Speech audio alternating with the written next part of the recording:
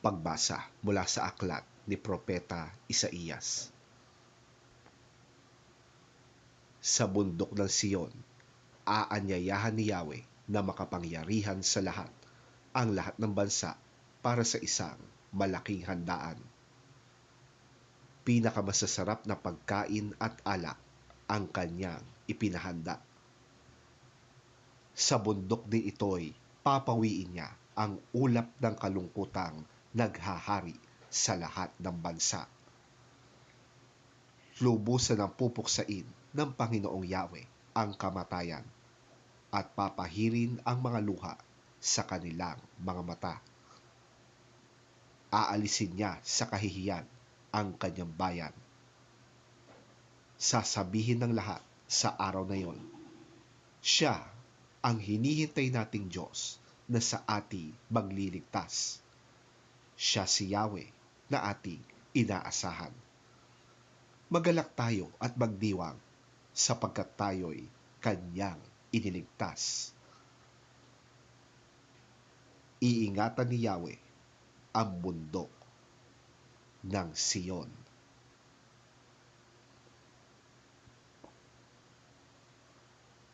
Ang salita ng Diyos. Salamat sa Diyos.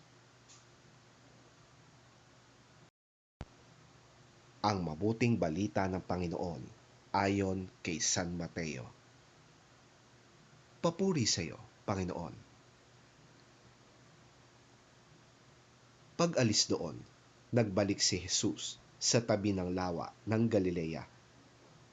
Umakyat siya sa bundok at naupo upang magturo. Nagdatingan naman ang napakaraming taong may dalang mga pilay, bulag, lumpo, pipi, at marami pang ibang may sakit. Dinala nila ang mga ito sa paanan ni Jesus at sila'y pinagaling niya.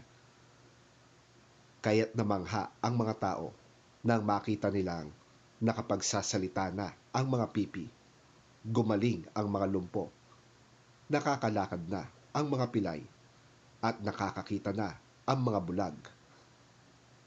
Kaya't pinuri nila ang Diyos ng Israel.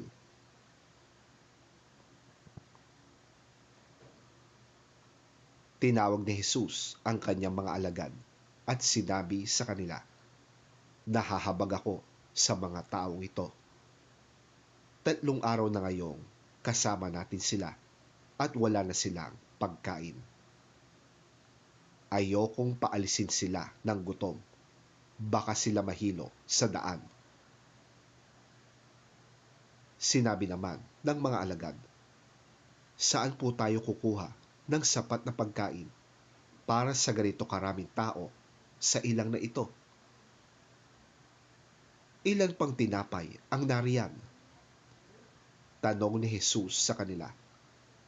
7 po, at mayroon pang ilang maliliit na isda. Sagot nila.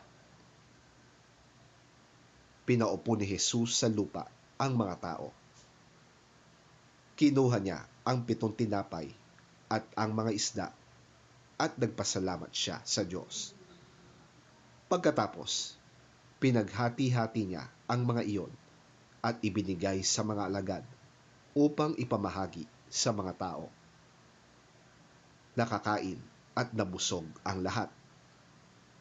At nang ipunin ng mga alagad ang tinapay na lumabis, nakapuno pa sila ng 7 kaing.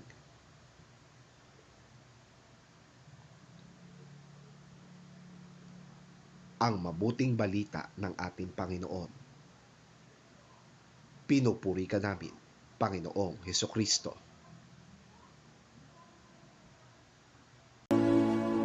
Jesus left there and went along the Sea of Galilee. Then he went up on a mountainside and sat down. Great crowds came to him, bringing the lame, the blind, the crippled, the mute, and many others, and laid them at his feet, and he healed them. The people were amazed when they saw the mute speaking, the crippled made well, the lame walking, and the blind seeing. and they praised the God of Israel.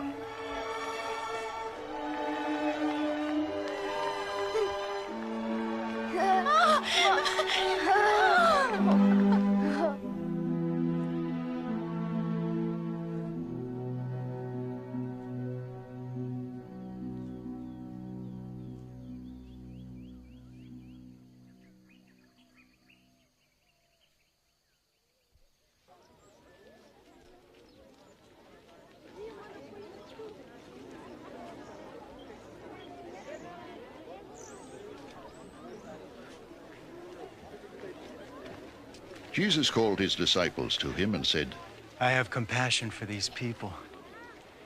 They have already been with me 3 days and have nothing to eat. I do not want to send them away hungry, or they may collapse on the way.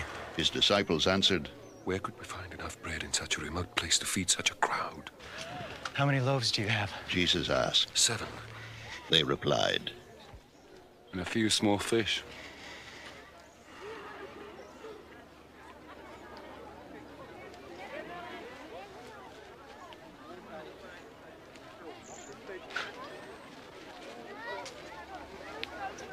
He told the crowd to sit down on the ground.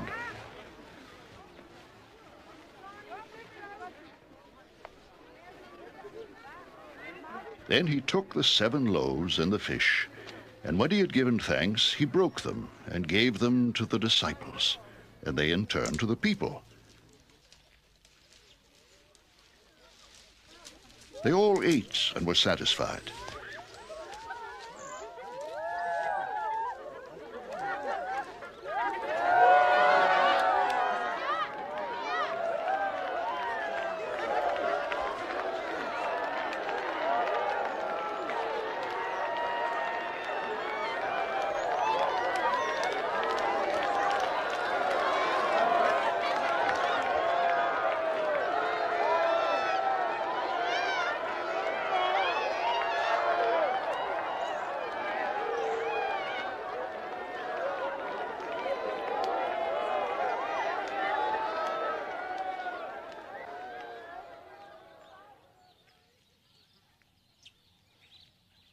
Afterwards, the disciples picked up 7 basketfuls of broken pieces that were left over.